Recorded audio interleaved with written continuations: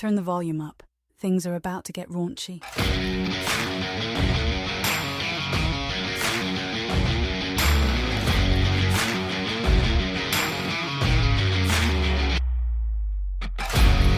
Welcome into Raunchy Regret. We did start out as a quartet, and now we're a threesome, boys. My favorite. Apparently, we've already had a member quit. And Fuck that guy. Yeah, he said on the back end that we didn't put a finger in his butt enough. And I was confused by that because we record remotely, so I don't know if the message was directed to us. But regardless, this is B-Word. I'm here with Beezy, and I'm here with Stoned, and Gnome has apparently quit like the little bitch that he is. So that's how we're going to enjoy this episode, I guess. So He's really taking that 49ers loss.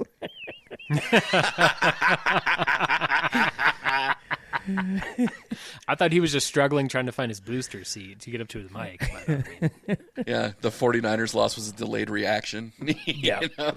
Hey, did you guys see that video of Marshawn Lynch going through, I don't know what Vegas casino it was. Fuck you. But he's so like, good. He's like, are you I a fucking 49ers love fan? Marshawn. Yes, fuck you. Oh, fuck you. God, so Marshawn good. Lynch is a national treasure, dude. I love really that guy. Is. He's Did hilarious. you see him when he went on the ship at Tampa?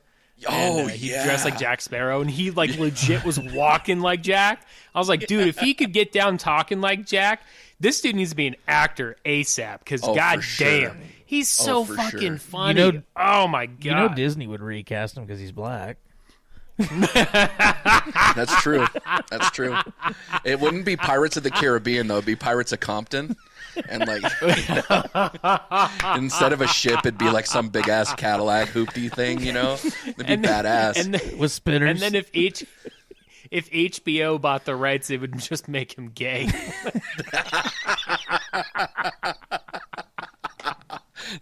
That's true, too. That's true, too. But So, pirates. well, Stone. But pirates of Compton. Pirates. All of a sudden, Skinamax came in the game with an offer. Yeah. Stone, how was your week, bud? It was pretty good. It was pretty busy. Got a whole lot of stuff done. Hung out with the kid a lot. Just still enjoying my time off. I'm about halfway through. So I'm like, all right, I know that time's coming up where I got to start another class. So I've just been enjoying this week, just hanging out. I was flipping through Hulu, which I hardly ever go on Hulu. And I was like, I got to start watching some shit on here to justify paying for this bundle that I have. So I was looking through, and funny enough, the Twilight series came up. And I was like, I have only ever watched the first Twilight when it came out when I was in high school. I was like, I wonder if this is going to be really nostalgic to watch the rest of it because it was shot in that time. So I turned it on, and immediately I saw the girl's bedspread was two of my girlfriends had that bedspread when I was in high school. And I was like, oh man, shot many loads on that thing. Damn. All right. It was nostalgic as fuck. That's great. I'm over there damn, I remember those days. I had a girlfriend who that was her favorite movie was Twilight. She went to all the opening nights of the Twilight films and whatever. And the problem is that I just didn't want to be a part of Twilight. That wasn't my thing. I wasn't interested in it. Any time a movie kind of takes hold in society, kind of in the same way that Barbie has this year, or some other movie where it's just everybody's talking about it. I'm reluctant to watch it. Just because I don't want to watch it because everybody's talking about it. You know what I mean? Yeah, you're naturally wanting to go against the grain of popularity. Yeah, 100%. And that's where I was at with Twilight. Well, my girlfriend then started using sex against me, and she's like, well, I'm not going to have sex with you until you watch Twilight. I'm like, plug that shit in. Let's watch this shit right now. Now, she was being facetious, but still, it was the whole thought process of, well, I'm just going to withhold sex from you. And I'm like, then plug the shit in. I need a blowjob. Let's hurry it up. And of course it became a joke between us and stuff, but that's the only reason why I watched Twilight was because of that. And what's funny is that years later, I have yet to watch Harry Potter. And I will probably watch Harry Potter at some point just because I understand it's culturally significant or whatever. But same thing, everybody was talking about Harry Potter, and there was this girl who was like, oh, come to my house and watch Harry Potter. And I knew full well I wasn't watching Harry Potter. But I was like, yeah, let's go watch Harry Potter. And like we beat guts for a little while, and I didn't catch any plot points. I didn't catch any plot Y'all points out of chilled that film. Fuck ass. Oh yeah, it was great Finger stuff. bang bang. So. Finger bang bang. Beware, I hate to point this out, but what came to my mind was like after watching like the series of Twilight over the last week, when you were saying you were like, I need some head for my girlfriend. Fuck it, we're just gonna watch it. I just imagined like you with your girl like trying to get it on to these teenagers who are like so fucking involved with getting it on, but are like getting off on their teenage sexual tension. Or even even worse, that's the only way you can get up now is to have it playing in the background. Oh my god! Yeah, forget taking a shot of semen in order to drink alcohol. Now you have to watch Twilight in order to get a boner. But I just Cops are knocking on your door. What is happening? Yeah. What is going on? Twilight Marathon. I'm getting my dick wet. Join in or shut the door, dude. Let's go. Well, Beezy, how was your week, bud? Wasn't that good? I didn't watch fucking Twilight. No, it was pretty good, man. We've been getting most of the shit done at work, so I think we finally got the bulk of it taken care of yesterday. So now no more Saturdays. So I'm excited about that. I have made a mistake, kind of like you. I flicked through Max, and I was like, well, I need to justify paying for this fucking thing. So I found my new obsession, BattleBots. Yeah. I am now through the fucking third season, and what's bitching about this is they've got, like, I guess they brought it back in 2018, because they start on season 3. It used to be on Spike, right? Was it on Spike for the longest time? Yeah, well, so if I remember correctly, back when they first launched BattleBots, I think it was on Discovery. Yeah, you might be right, actually. That sounds about right. But then I guess it took off for a while, but now they brought it's on Max, so I started watching from season 3, and now I'm in the World Finals on season 5. So they're in 2020 right now. And they've got like 4 more seasons, so apparently it's still going strong. So I am. Wow. Please tell me the bots have masks. Please tell me they do. Surprisingly, they didn't. And it was that whole bullshit with the mask and all that nonsense. And you'd still have the 2 commentators, which is funny because it's Kenny Florian is one of the fucking commentators. Yeah. But it's him and the other dude, and they got the fucking glass between them, and they have. That was very effective. Yeah, super effective.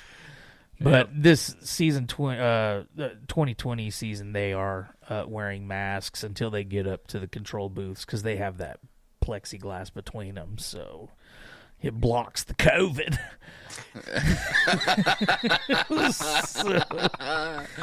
Other than that, no, I've been cranking out some time on Enshrouded, and I've been really enjoying that. Kill some time until Tuesday when the Nightingale comes out. I've been looking forward for that one. But no, that's about it. It's been pretty good. Yeah, my week was, dude, I had a point this past week where I had enough at work. And I just, like, 4 o'clock came around, and I knew that it was a shit day, and I knew that if something didn't break, that I was going to. And I just decided, okay, I'm done for today. So I just kind of held my tongue until 5, and I went immediately to the bar, immediately to the corner of the bar. This is the day before Valentine's Day. I'm sitting in a bar in a corner alone by myself. I don't care the significance on the whole Valentine's Day thing. That's neither here nor there. And I order a beer, and I pound it down, and I turn my phone off, and I order another beer, and I sip on that one for a little while, and I go to order another beer, and I'm like, no, I need to drive home. So I drove home. But, dude, I had, like, the absolute worst day that day. And then I came back to work the next day, and like things were actually pretty good. But yeah, just that rough day was just fucking heavy on me, and I was just like, it felt like I couldn't do anything right. Like everything I touched was wrong, and I was like, fuck all of this. So I ended up trying to do stuff to like that would entertain me this week. You know, like things that normally either make me happy or things that I like to take part in. And so you watched fucking. I watched Twilight. Rubbed one out. I rubbed one out. No, I started watching Friends again, and because back in the day, Friends was kind of that popular show. Yeah. And I'm kind of realizing what a prick Ross Geller is. Like he's just a little whiny bitch, dude. Like I'm a bit over Ross Geller. So, but Jennifer Aniston, God, that woman ages like fine wine.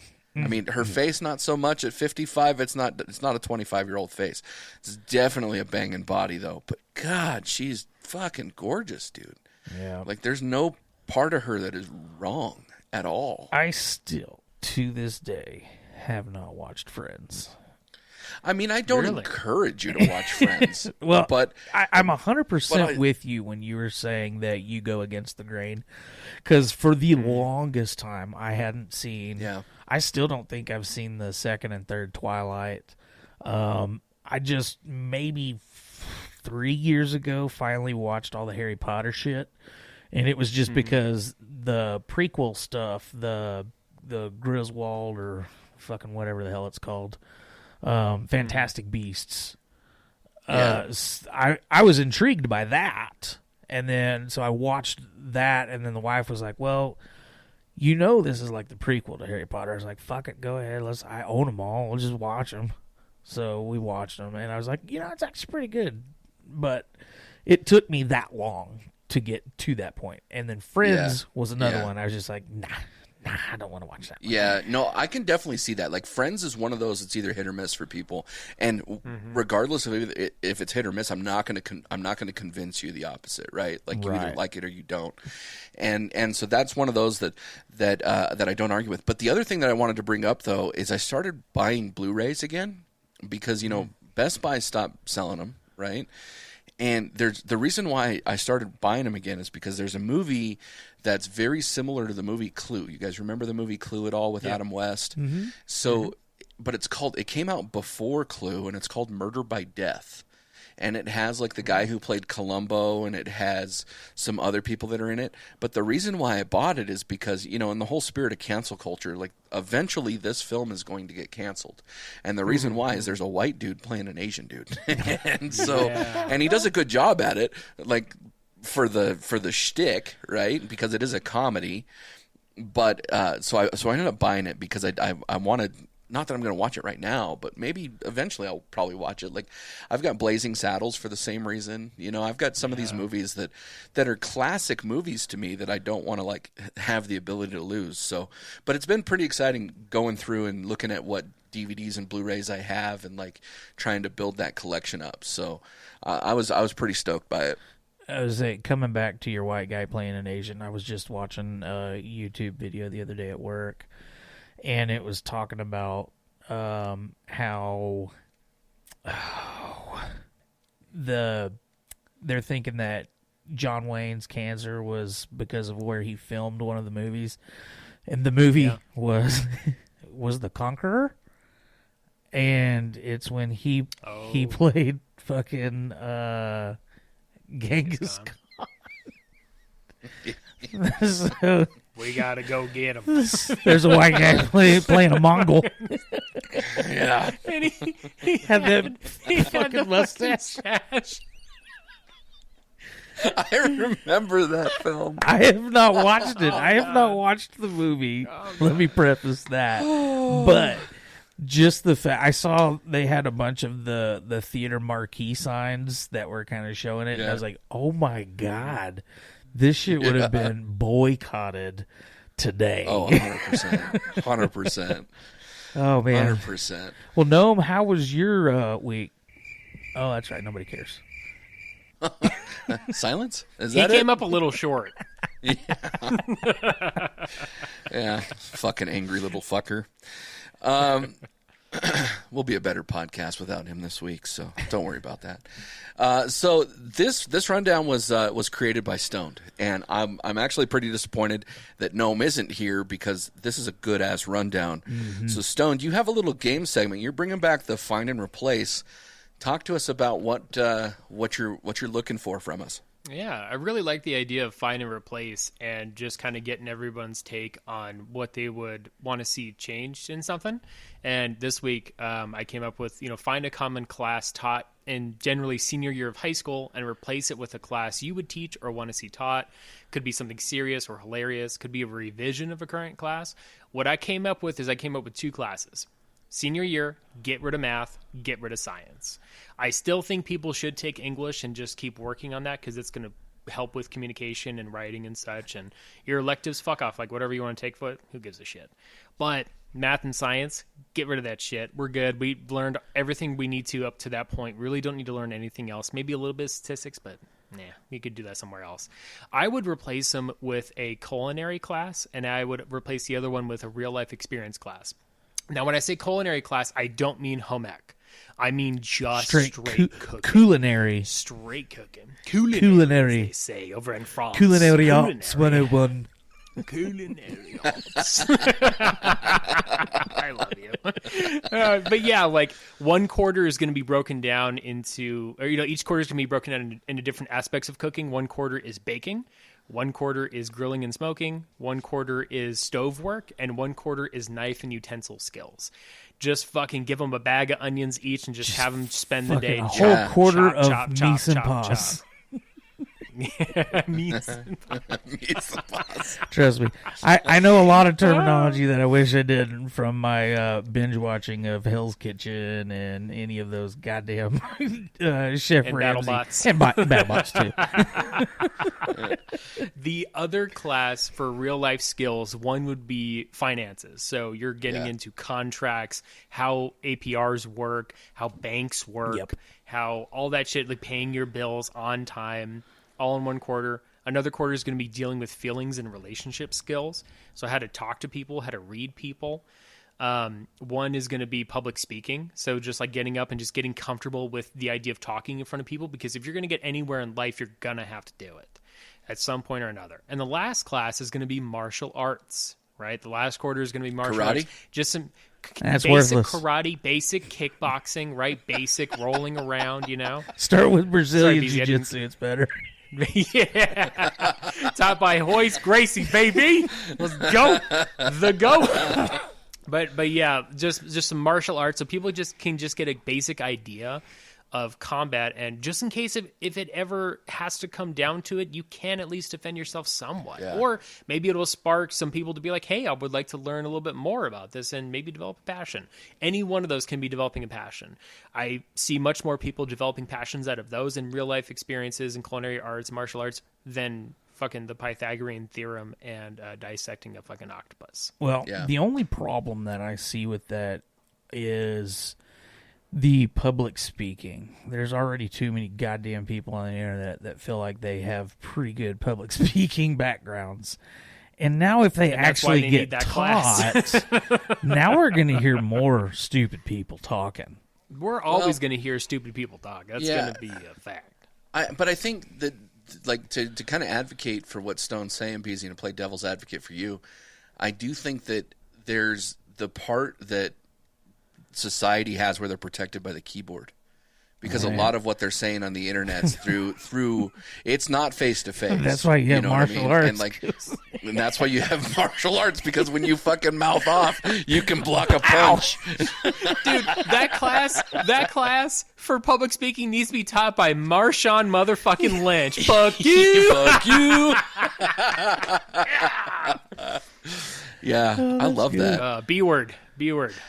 So, kind of like what you were saying, man. Like, we had so my senior year, I didn't really have any classes my senior year. So, that being the case, like, I just didn't cancel a class out. I just added a class in with a caveat that, some of these math classes, like, trigonometry or calculus or algebra 2 for that matter, or, chemistry, if it goes toward what you want to learn in the outcome, like what you want to study in college, like you have the right to be able to go and request those classes and attend those classes and such. But, like I never took any arts classes in high school, like pottery or anything like that, because I was never interested in it. You know what I mean? So if we kind of teach or treat some of those classes, like if people are interested in it, they can continue to learn.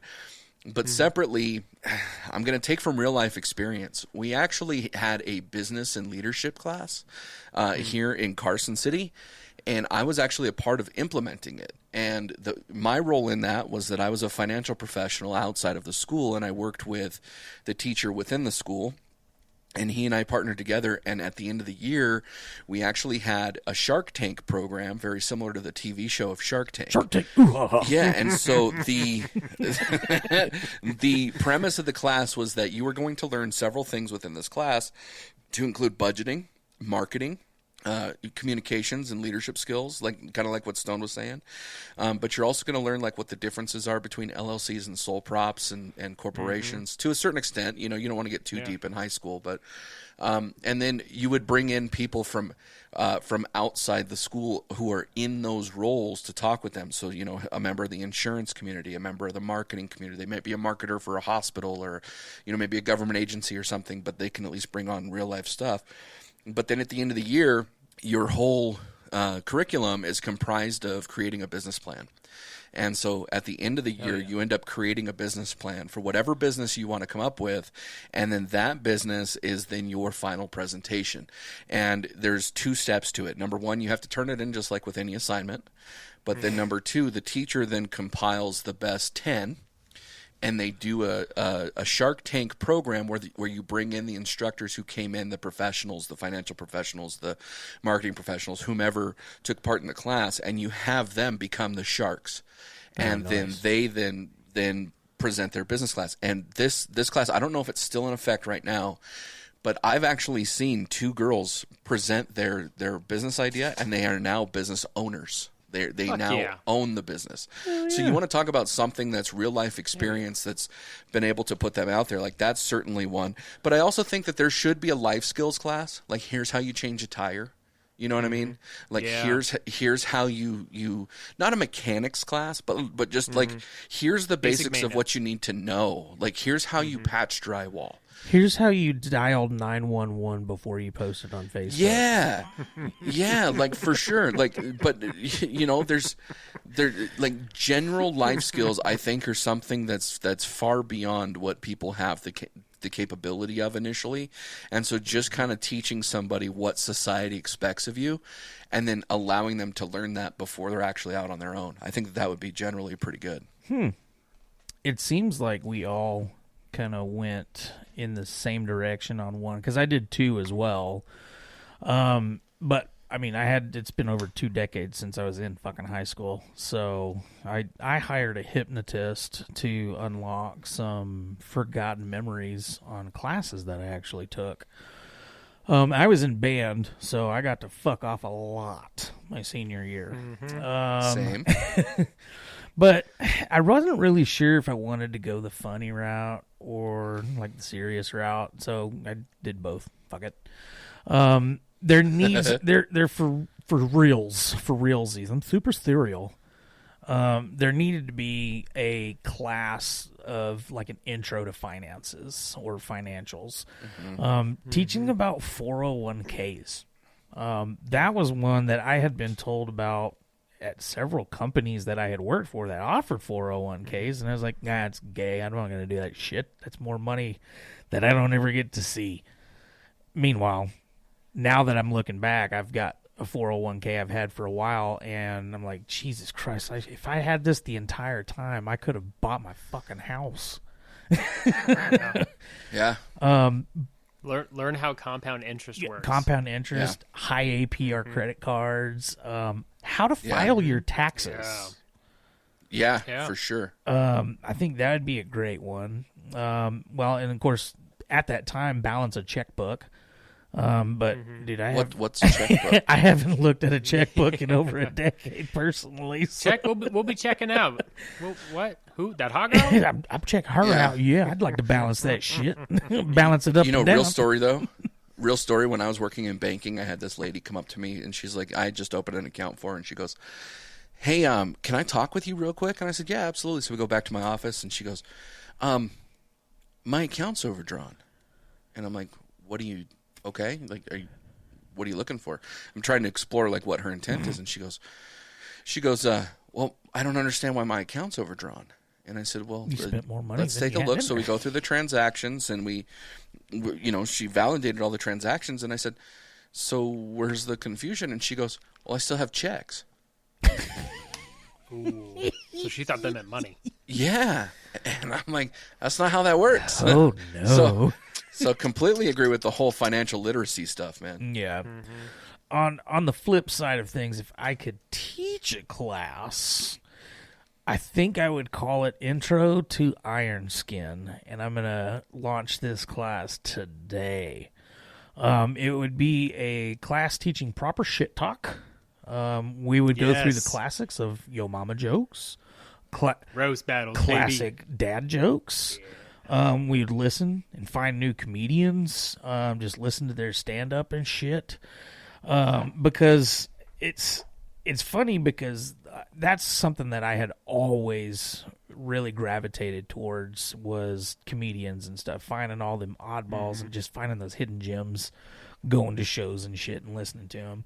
So it's Kill Tony Fridays. Oh my God, those are fantastic. Kill So Tony's good. excellent. So good. But I think the other part of that, so that we'll just say that was the first semester.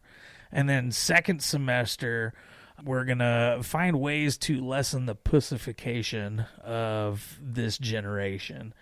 Not being so Nancy-fied and Karen-fied and wanting to tattle and try and shut everything down and just all the bullshit that's going on today. That would be the class that I would teach. So how would you grade it though? Like talk, because since this is a metaphorical class, It's a pass-fail. It's a pass fail. like participation. Yep. Yeah. Oh, yeah. Would everybody get a trophy? No, you wouldn't get a trophy because we don't do trophies. It's like a snowflake class. Just getting your ass roasted. And then class. after that, you're going to fucking martial arts. Yeah. Take out that aggression. Fight it out. That punch. Block that punch. So you guys get to choose your sparring partner. That motherfucker right there. That Randy bitch. He's been talking so much shit today. Oh, I love Say it. about my mama. What you say about my mama? I love it. All right, man. Well, let's go to our next segment, and that is... I'm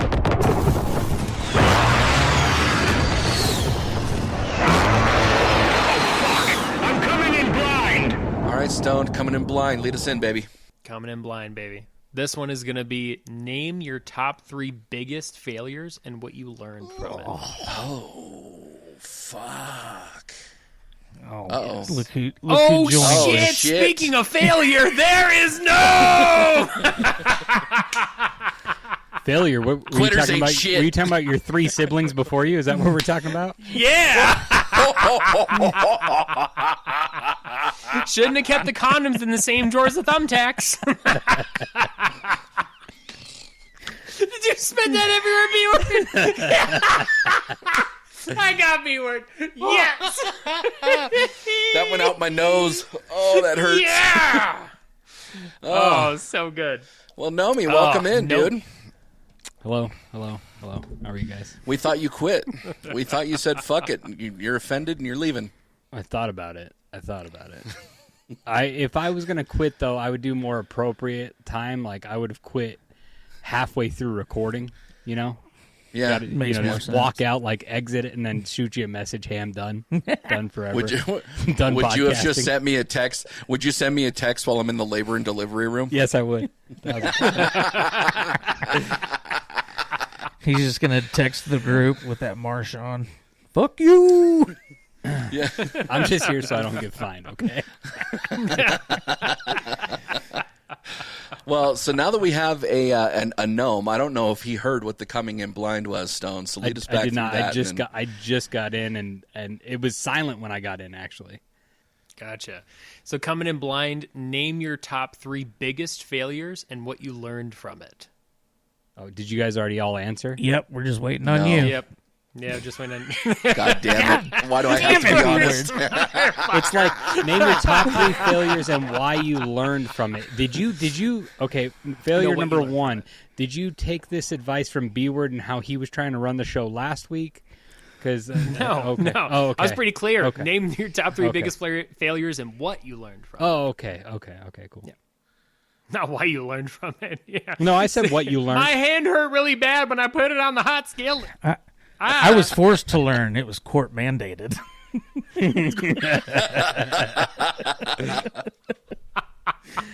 Funny segue. That's how I'll go. I learned theft is bad by getting arrested, and that you shouldn't do it. So, allegedly. Allegedly. That was number 1. Second one was probably drinking in crazy heavy excess amounts. And I learned that it's pretty expensive financially, and I guess for your body, whatever. That's gay, but hospital bills can be pretty financially substantial, so that still counts, right? yeah. And then for a third one, man, I don't know. I really don't fail much. I don't know. Can you come back to me for the third one, so I can hear what Are you everybody else? failing at this? I'm failing at this. Like this question right here, I have failed. Number 3. So number 3, I failed at this one, and what I learned from it is we should have a better question. Fucking stoned. I'm just kidding. I love you. I mean, leave it to AJ to come up with the top 3 where you have to explain these failures in life and shit like that. It's like I said. Why like are you a game piece last of week. shit? He wants 10 things. You guys got to list 10 things about I didn't say 10. I said 3. I didn't say you said 10. I said B-word said 10. No, you Check said your B-word headphones. said Check your 10. headphones. Check your headphones. Yeah, I they said- working.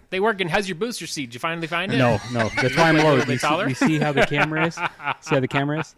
That's cute. Personal attacks. That's funny. Personal attack. Failure number 1. I didn't pick my parents right. That's number 1, right? Because I'm related to True you. that. So that's True number that. 2. Facts. You're stuck, bitch. God damn it. You're the worst. I could have 3 better cousins than you. Yeah, 100% you could have. Shoulda, coulda, woulda. B-word, did you already answer or no? No, but since you bring it up, I'll answer now. I wasn't sure. Like, you literally just dropped the thing right before I came in. Is that what? Okay, got it. Got it. Yeah. Yeah. So, top 3 failures. I think marriage. I have yet to succeed at marriage, so that's just going to be like that. What have I learned? Don't get married. The leading cause of divorce is marriage. It's in 100% of cases. So there's that. Number 2. So since we're being serious, I'll be serious here. Number 2 is that no matter what happens in life, believe in yourself. And it sounds stupid, but there's been a lot of times that I've put more value in what people believe about me or think about me than I have in what I believe about myself. So always take care of number 1. And then number 3, I actually shared it on the show a couple weeks ago. I'm a failure at life because my daughter didn't know who Shaq was.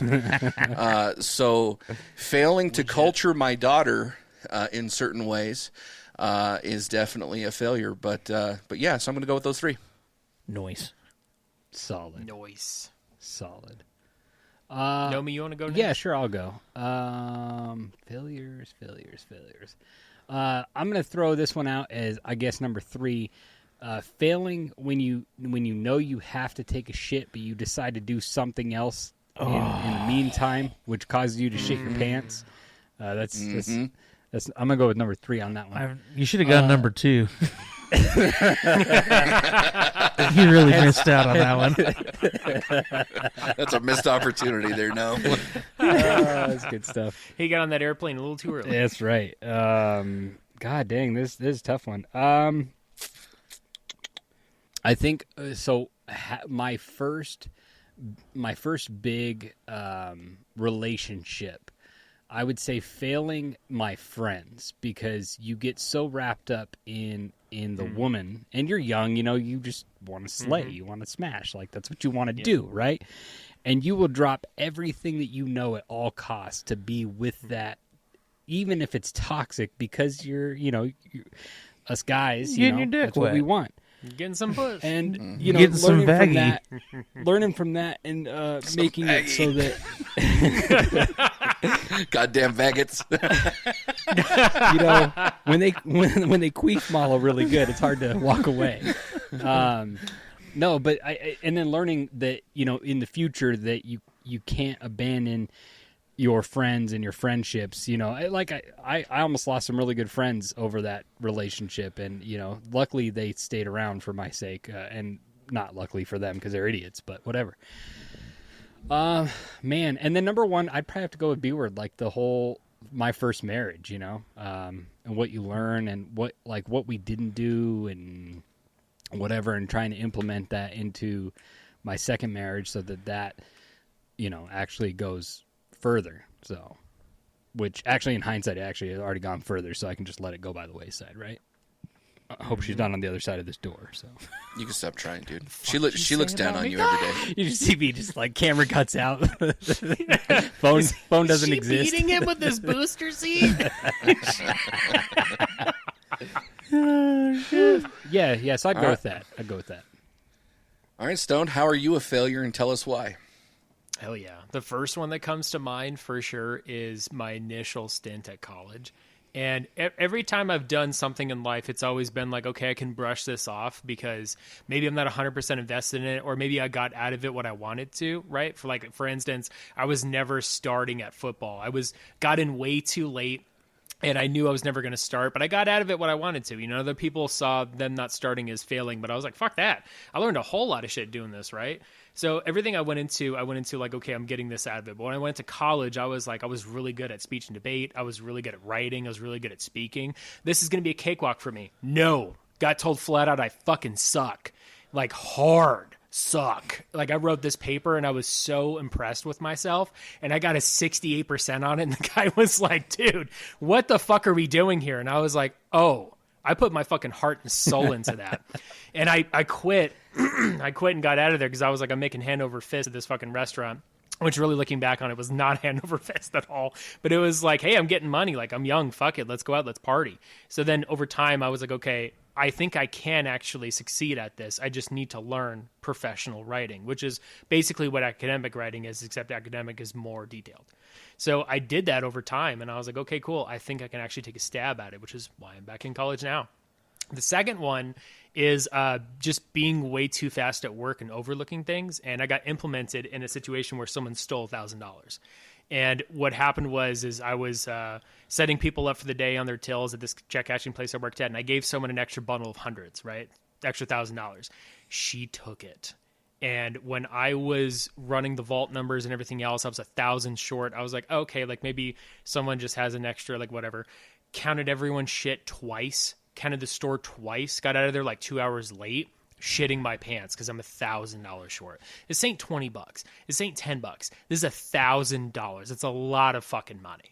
And luckily, we found out who did it because she made it very obvious she had done it.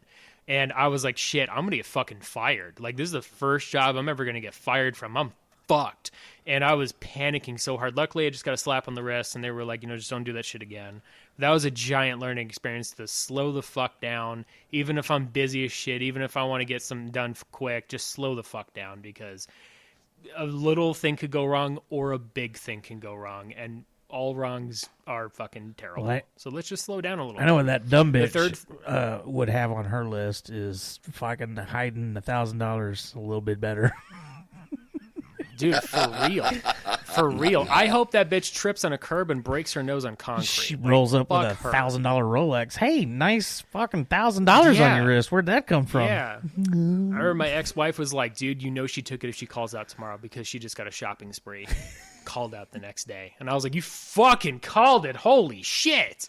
So yeah, she just did plenty of stuff to let us know she did it.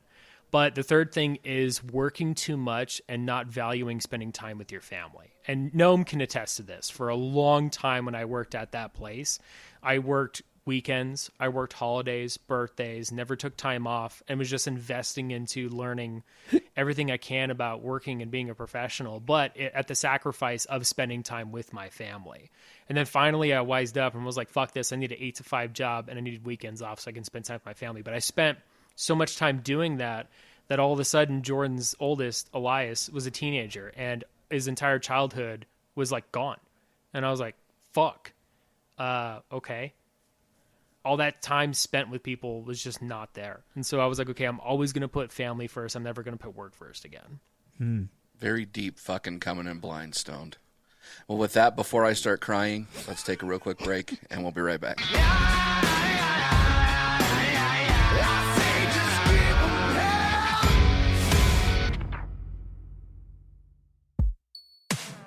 From the hosts that brought you Dick Nipples, Killer Cabbage, and The Horny Stump, comes a show full of hilarity and off-the-wall nonsense. Hosted by the internet's favorite baby daddy and connoisseur of the hearing impaired, Bobby. Bro, I'm actually squeezing my nipples right now, for real. Professional diabetic and pop culture fangirl with a healthy obsession of men in spandex, Mitch. Bro, this episode sounds really bad. This was a horrible idea. Subscribe to the Two Guys in a Dart podcast on your favorite podcast platform. Check out all of their other content on linktr.ee/Two Guys in a Dart podcast.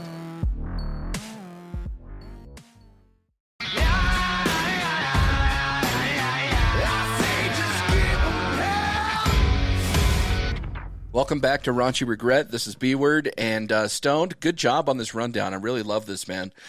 You're actually introducing a brand new segment to us, and that is... Raunchy Celebrity Deathmatch. Pick a UFC style or celebrity deathmatch fantasy. Go ahead and pick 2 people, put them up against each other. You can make a legit UFC fight. What do you think Rogan would say on stage side commentary? Or you can do a celebrity deathmatch like they used to do on MTV back in the day and just no holds bar, fuck people up. Someone's dying. This was so hard for me. So have you guys ever checked out the epic rap battles of history?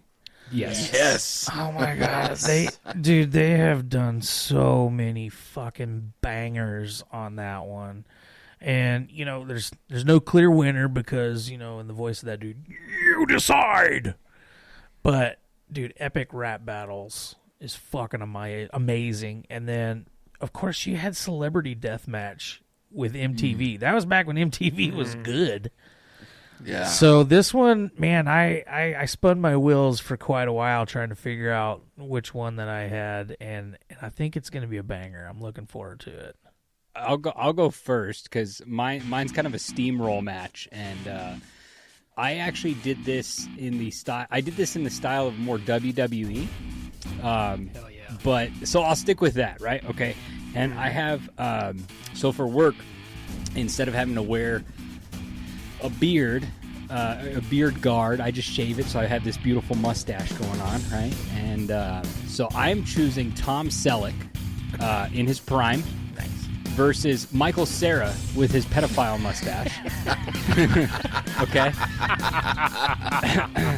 Battle of the Boom Brooms. That's right. And so basically, this is going to go down like this. They enter, they come down the ring. Michael Cera is clearly the heel, right? Tom Selleck is fan favorite. He's like Hulk Hogan, real American back in the day, coming out, ripping his like Miami Vice shirt off, right? He's just all up in there. And Michael Cera is like in a tracksuit, like he could care less. And Michael Cera, he likes to throw some low blows. You know, he likes to hit him from behind and try and hit him in the nuts. And but Tom Selleck has none of that. And this is back in the day of like WCW when Goldberg was really big. That's how this match is going to go down. Is Tom Selleck's just going to ragdoll Michael Cera all over the place. And I like to think that Tom Selleck's got kind of like the JBL. He's got the clothesline from hell, right? And so he's gonna set that up, and he just steamrolls Michael Cera, and then he clothesline from hell with him. And then as he goes down to pin him, Michael Cera blows his coke in his face. Rolls him up. 1, 2, 3. Michael Cera fucking wins. Gives the finger to the crowd and walks out. Just walks out. That's how it goes Smell down. like coke to you?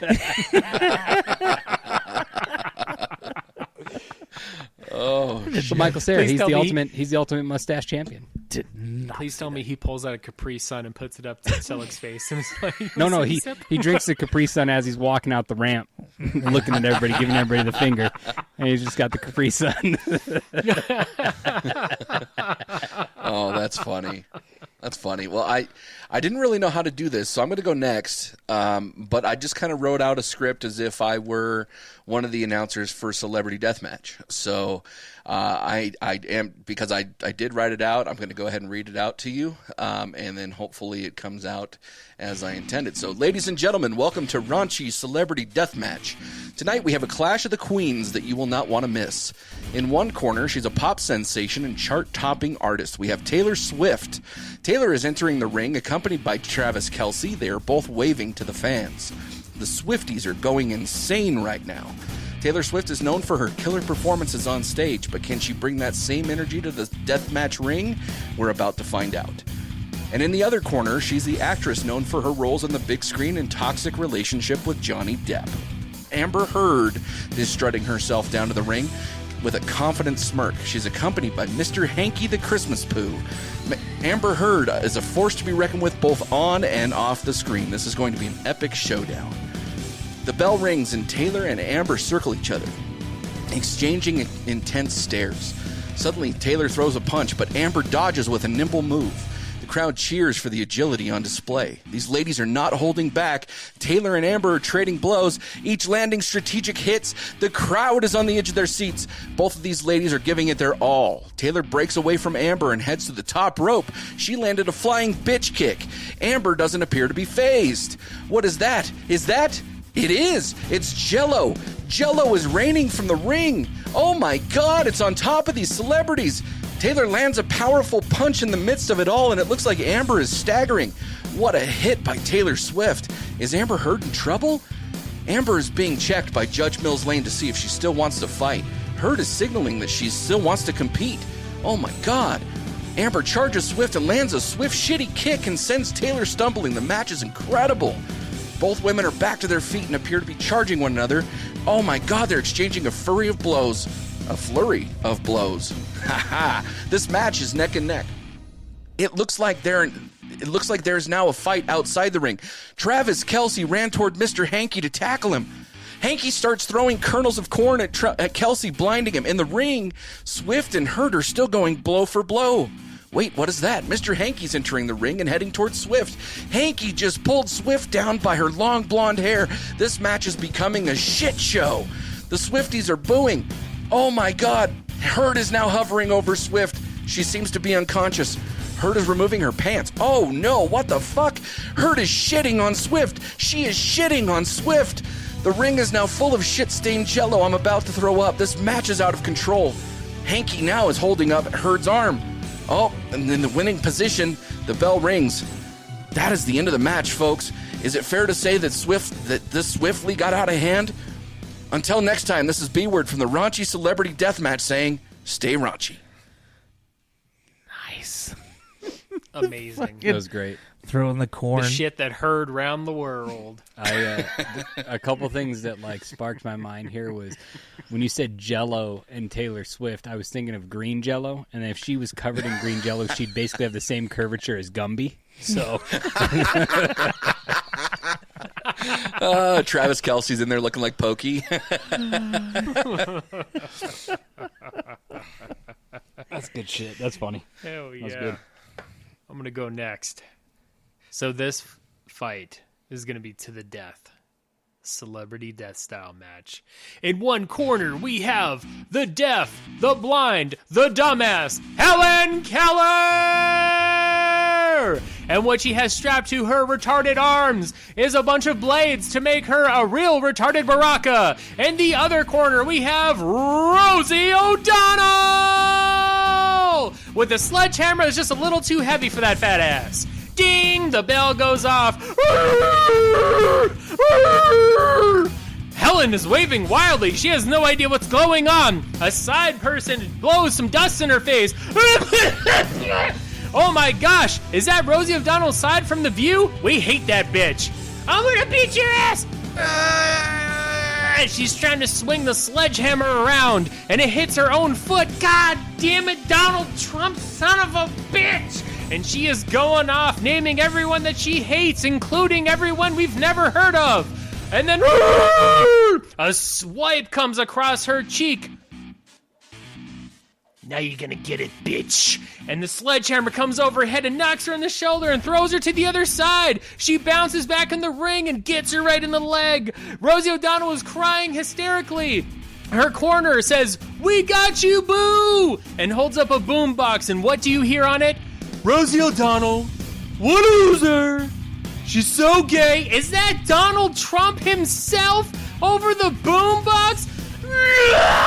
Sledgehammer comes across, slams Helen in the face, and she goes down. Rosie O'Donnell wins. Woo! Said no one. That's exactly how that would go. Like a retarded Baraka. I'm not gonna lie. Originally I had Helen Keller versus Stephen Hawking, and I decided to scrap that idea. Ow. Ow. Can you hear me? Please don't do that. It hurts. That was He's pretty- accompanied by midgets with a math board. Well, I like. Those aren't midgets; those are just kids. Is that Epstein? Well, I like B Word wrote out a script, and I will probably not get through this one. But here we go. I want to welcome all you listeners out there to tuning into this exclusive after Valentine's Day beatdown of Raunchy Celebrity Deathmatch. I'm your host, Bleen Danbino. Well, unfortunately, tonight's main event, the tag team cage match between the Beatles and the Backstreet Boys, has been rescheduled due to a reunion tour with the Backstreet Boys, NSYNC, and 98 Degrees. I have actually heard that all of the boy band members have been hospitalized with pneumonia due to the moisture in the air from every woman between the ages of 28 and 50 hearing about the announcement of this tour. So we wish them all a speedy recovery. Well, there's no need to worry, as we have a brilliant battle willing to fill the void. There have been some great bouts this evening, but ladies and gentlemen, for tonight's main event, in the left corner, coming in at 51 years of age, this wacky woman is ready to assist your inner healing with some outlandishly overpriced tchotchkes and some hokum. Gwyneth Paltrow. And in the right corner, gracing our planet with her presence 77 years ago, she's ready to lube this mat to prevent sticking, darling. It's Paula Deen. As you know, being a deathmatch, there are no referees in the cage because nothing is off limits. Now, let's get it on! Paula and Gwyneth rush the middle of the arena with a fury of blows to kick this off in style. There's a left and a right from Paula, and then a follow-up sucker punch from Gwyneth. Oh my goodness, hang on. It looks like Paula just pulled out a spatula and delivered a staggering wallop to Gwyneth's face, sending her to the fences. And now her back is turned. This is not what you want when you're going up against this heavyweight. Oh, hang on. What is this? It would appear that Gwyneth just pulled out a bandolier of goop grenades and marital aids. Not sure where that came from, but it's fair game. Gwyneth just blasted Paula with a bevy of rabbits and massagers, and now she seems to be caught in a state of pleasure, leaving her open to attack. But wait! Hang on! Paula must have remembered she forgot to grease a pan because she just snapped out of that trance and pulled a double-barrel butter blaster. Oh, the humanity. Gwyneth just took both barrels of that unsalted right to the chest and is down on the mat. Paula just grabbed her by the hair and she's dragging her out of the ring? What are you doing, Paula? Come on, the fight's in here. And they're gone. What in the hell? Well, I guess we'll take a word from our sponsor while we figure out what's going on here. Oh, well, hang on. We've got movement coming up the ramps. Well, who possibly won this? Wait. We have a victor, it looks like. So it seems Paula. Yep. Paula is coming up, but where's Gwyneth? Paula just got back in the ring with a 5-quart Dutch oven. What's in the pot? What's in the fucking pot, Paula? I think we all know who the winner of this is. Paula perfectly prepared Pepper Potts in this match, and it is the decisive winner. Until next time, I'm Bleen Danbino, reminding you to spay and neuter your pets. These are fucking hilarious. Spay and neuter your pets. Oh, goodness.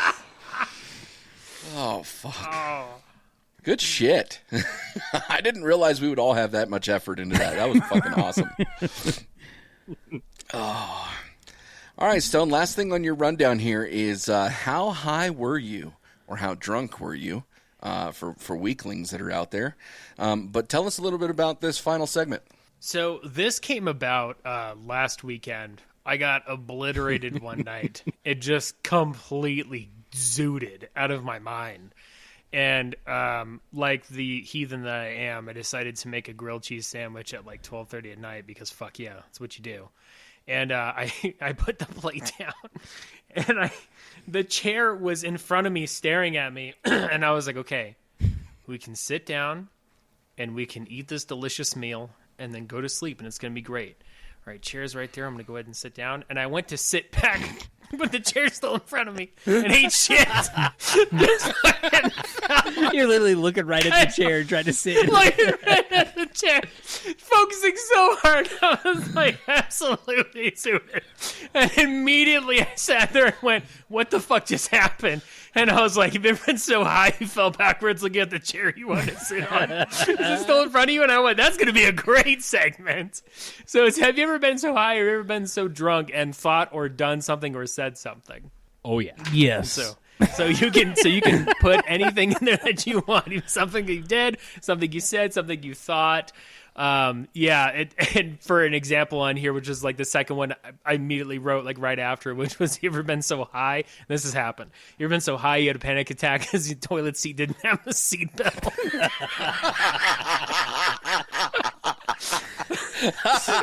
have a seatbelt.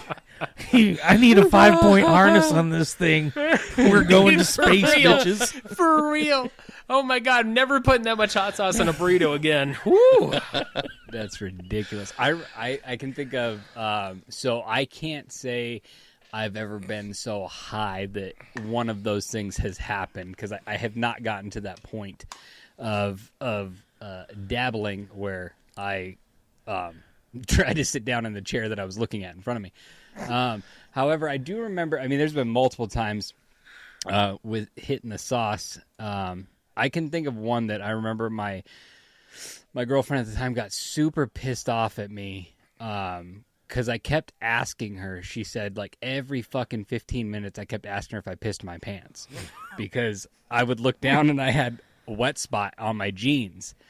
And then she kept saying, no, you spilled your drink. And then 15 minutes would go by, and I would ask her again. I'm like, babe, did I piss my pants? Like, am I that drunk? And she's like, no, you fucking spilled your drink 45 minutes ago, and you keep asking me if you pissed your pants. And, yeah, that went on that whole night. And somehow the next day when I woke up, I looked outside, and I was like, how the fuck did we get home? Cars parked out there. And when I asked her, I said, damn, you didn't drink that much, huh? You drove? And she's like, no, you fucking drove us home. And I'm like, wait, what? The last thing I remember was asking me if I pissed my pants. She's like, which time? You asked me about 7 times.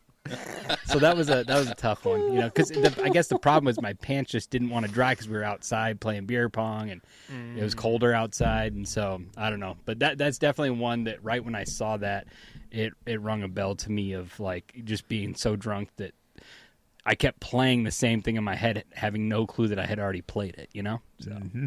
I was really, really hoping you were going to say it was period blood. We're blood brothers. I've got 2 for you guys. I've got one on edibles, and I've got one. And mind you, I don't really do edibles at all. So that was fun. And then I've got one that's drunk. So I'll start out with the one that's drunk. Right as I was getting divorced, I went over to a buddy's house, and he was making these drinks, and I didn't know what the drinks were. I just knew that they tasted really good, and I had a number of these drinks. And I remember at some point I was really hot, so I went out the door, and I remember waking up in the front lawn because the sprinklers were spraying me. And I was like, what the fuck is going on? And apparently I'd been out on the front lawn for like 6 hours, just sleeping it off. And so as I get up soaked, right, I walk in the house, and my buddy's a Hispanic guy, and his family, of course, are Hispanic as well. And the whole party wasn't about me. The party was about like somebody being baptized or something in the church, right? And so I can't drive. I'm still hammered. And so my buddy let me borrow some clothes, and he goes, you got to come to church with us. And I'm like, dude, This is going to be weird. I'm not good at this right now. And he's like, I don't care. We can't have you sit in the house. Like, you gotta come with us. So I'm following this line of Mexicans into a Catholic church, and I'm not Catholic, and I don't know all the to-dos, right? And so I'm sitting there, and I'm walking through, and I watch them stick their finger in the holy water, and then they do the cross over their body, and they do some sort of kiss and a bow, and then they walk in. I'm still drunk, and so I think I'm going to be funny. So I'm like fourth in, right? So it's like pepper flake, salt grain. And I walk in, and I stick my finger in the holy water, and I go, fuck, that's hot. And the entire church looks back at me, and they go, and instantly the pastor, father, reverend, whatever his name is, walks over and goes, Sir, we're going to need you to sit outside. And so I sat outside like fucking Dougie Doug off of The Hangover, just let the sun bake on me, dressed up in a fucking suit until it was done. And I don't know that it lasted 6 hours, but it felt like it lasted 6 hours. So that's my story on alcohol. My story on edibles. Mind you, I don't have a whole lot of stories on edibles, but I was with a group of people. We were not camping, but we rented an Airbnb out in the woods, and we, cooked all the meals there, and we were drinking and all this sort of stuff. Well, we're playing dominoes, and somebody pulls out edibles, and so it's the chocolate bar, and so they pass around a piece of chocolate for everybody. Candy so bar. I take a piece of chocolate, and a buddy of mine goes, 20 minutes later, he's like, I don't feel shit. Pass that around again. And I'm like, yeah, me either. Pass that around again. So next thing you know, we each take another. Big mistake. So next thing you know, we take another chocolate, and then 20 minutes later, I still don't feel anything. So I'm like, well, hand me something else. So at this point, the chocolate is gone. All they have left are little gummy worms.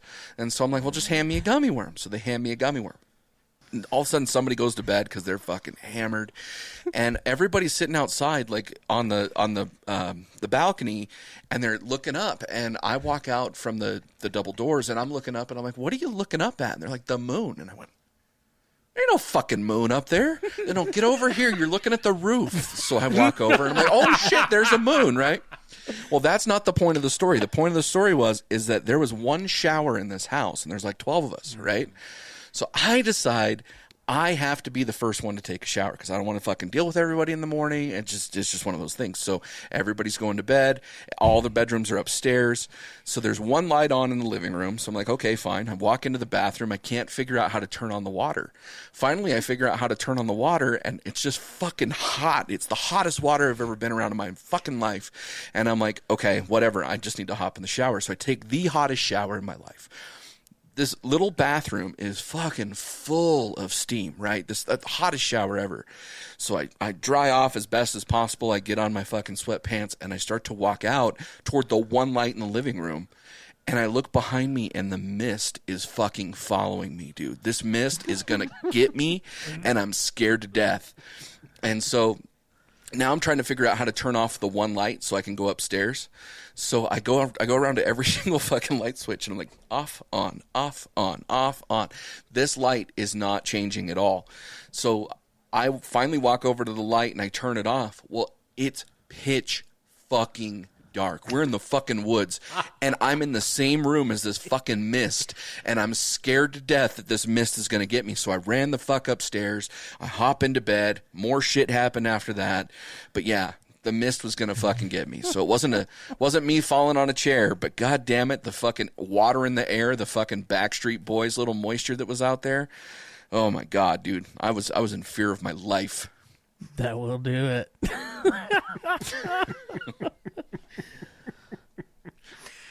It was at this moment they knew. Hey, fucked up. They fucked up.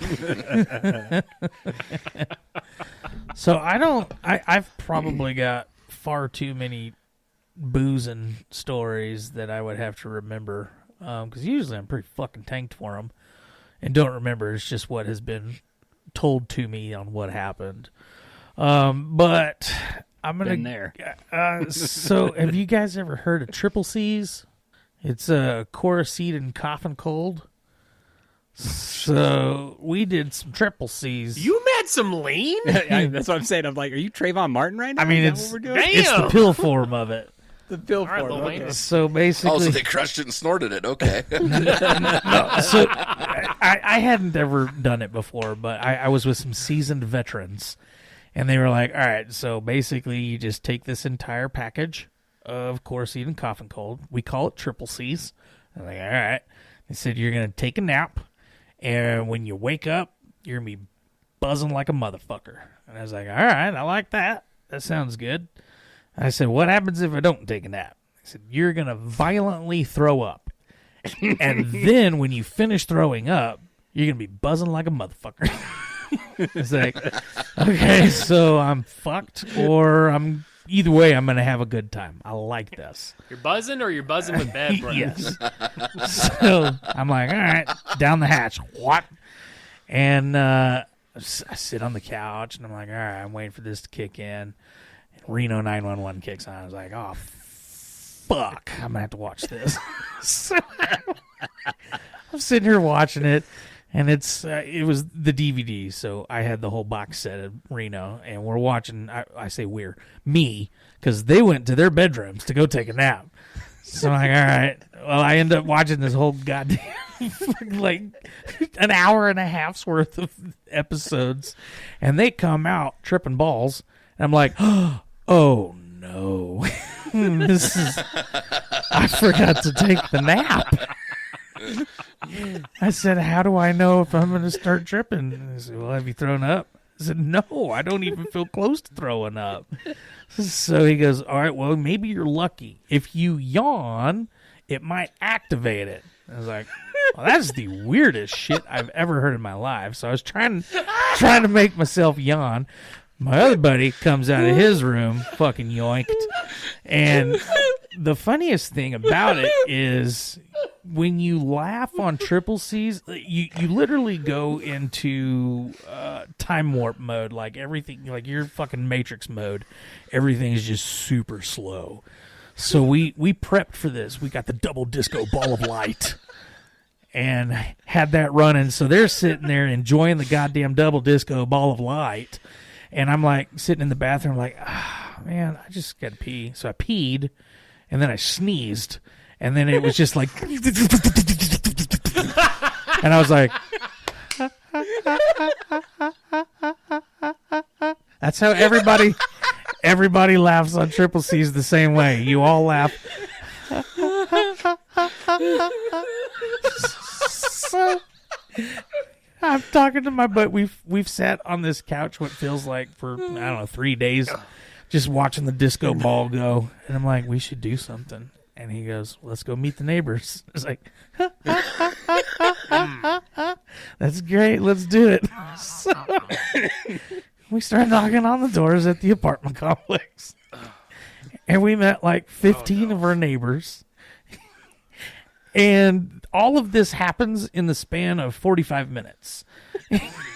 Because we were like, I think that we were just knocking on the door, going, knocking on the door, going, knocking on the door, going. Somehow we caught up with some folks. We sat there, sat shit with them. And the only reason we knew this is because our downstairs neighbors like, we didn't know what the fuck you guys were doing. You know, we just hear on the stairs and shit. And then people are coming out and they're like, hey, what's going on with these guys? And I'm like, I don't know. But like 45 minutes, y'all were gone. I was like, really? Just 45? I sure felt like we were doing this for like 5 hours because I'm out of breath. And I ended up going to sleep and felt great the fucking next day. Definitely had no allergy issues because of the Coruscant cough and cold. That was the one time I did it, and I've never done it again. And it was the first time I've ever done something like that I fucking had a wicked good time. Jeez. Me and marijuana do not get along. I'll Same. tell. Oh, baby, you just need to come. I have over. done it every. Shaman will treat It's you. just like a straight man with a lesbian. You just hadn't had this dick yet. Got this new prescription called Tricox again, bitch. Be right as rain. I got a family member that is a connoisseur of the ganji, and I have done it. When I say every way possible, I've done it every which way possible, and it has never been in my favor. So the very first But have you stuck it in your booty hole? did that. I did a. Well, what do That's you the mean by last not in your ditch favor? Like you I bad get experiences? I get sick as fuck.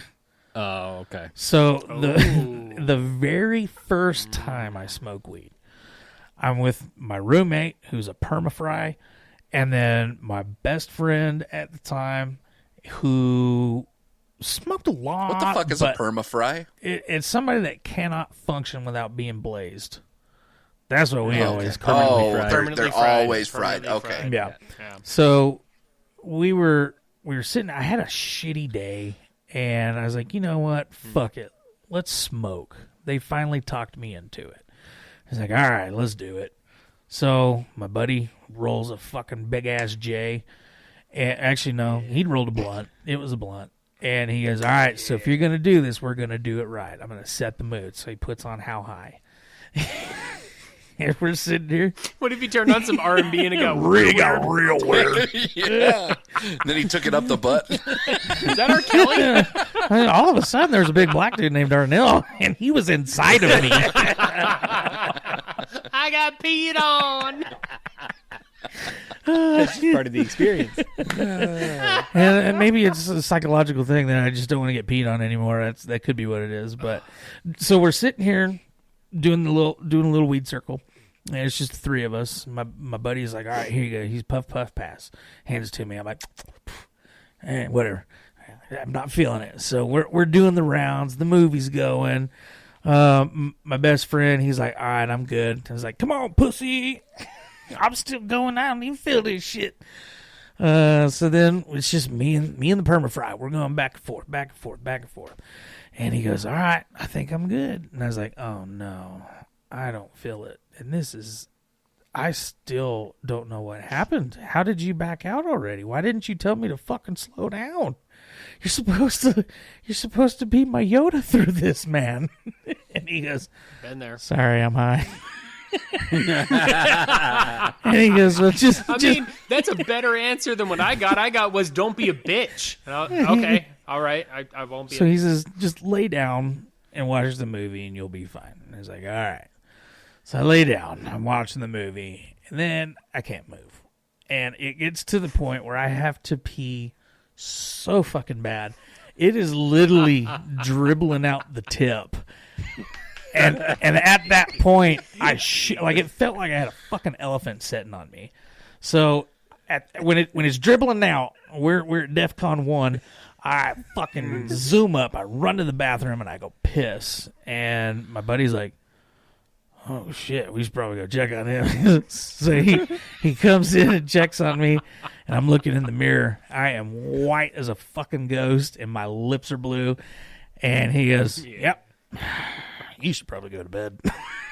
And I was like, okay, man, am I gonna die, man? He goes, no, you can't die. You sure, man? I feel so good, man. So I laid in bed. The whole world spun, and I think I just cried myself to sleep. And then it was a good cry. Oh my Jesus! Ugh, man, that was rough, and it hasn't ever gone that wild to that point, but it's been close. And I cannot do weed. It just fucking murders my system. See, I'm the part that's like, I'm not probably not going to do it anymore. So like I got introduced by AJ, and I actually enjoyed it. And then after I was getting the anxiety and like panic attacks thing happened, I was like, I'm not gonna, And I know like I've talked with him, and there's strains that I could do that aren't going to induce that, but smart move would just be not risk it. Right, yeah, just in case, because like once you're on the ride, right?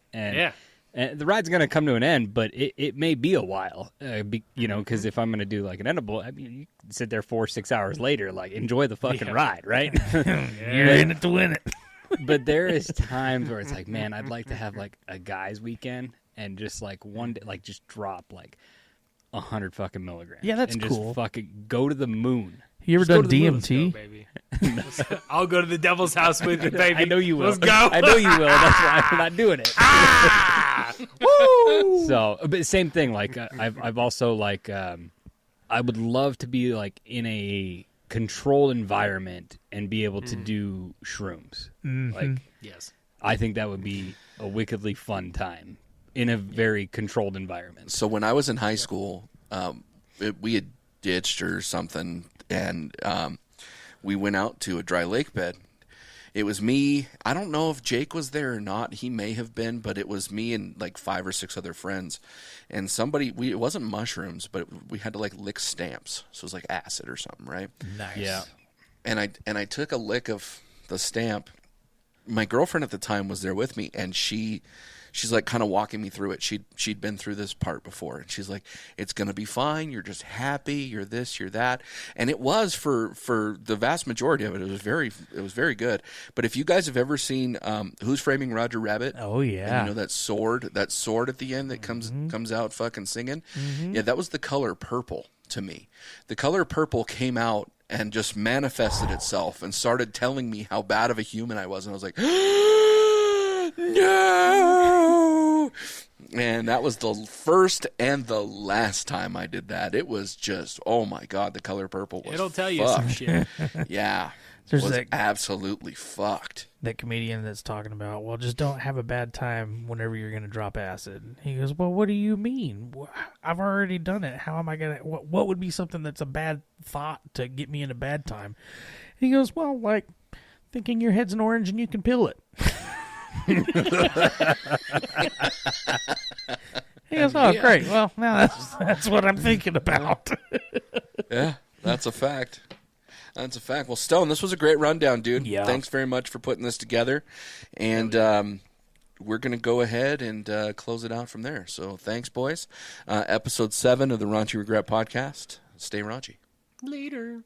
I say just give 'em hell. So speaking of being so high, I was with my cousin and my buddy, and we were in my garage, and my cousin rolled up the fattest blunt that I've ever seen in my life, and we're sitting there and we're smoking it.